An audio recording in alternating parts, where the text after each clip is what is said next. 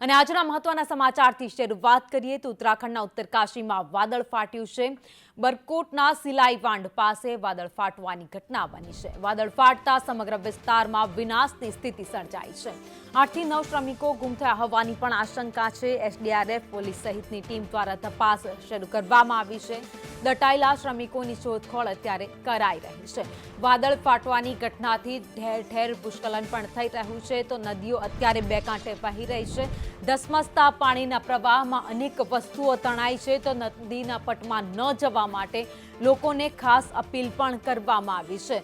તો પાણીના જળસ્તરમાં અત્યારે નદીના જળસ્તરમાં સતત વધારો થઈ રહ્યો છે જેના કારણે મુશ્કેલીનો સામનો સ્થાનિકો કરી રહ્યા છે। ઉત્તરાખંડના ઉત્તરકાશીમાં વાદળ ફાટ્યું ત્યારબાદના ભયાવહ દ્રશ્યો છે જે આપ ટીવી સ્ક્રીન પર જોઈ રહ્યા છો। એ પાણીનો ધસમસતો પ્રવાહ એટલો જબરદસ્ત છે કે જે પોતાની સાથે કંઈ પણ ખેંચી જાય તેવી પરિસ્થિતિમાં છે। આ ઘટનામાં દટાયેલ ગયેલા છે કેટલા શ્રમિકો જેમની શોધખોળ અત્યારે કરવામાં આવી રહી છે। 8 થી 9 શ્રમિકો દટાયા છે જેમની શોધખોળ ચાલી રહી છે।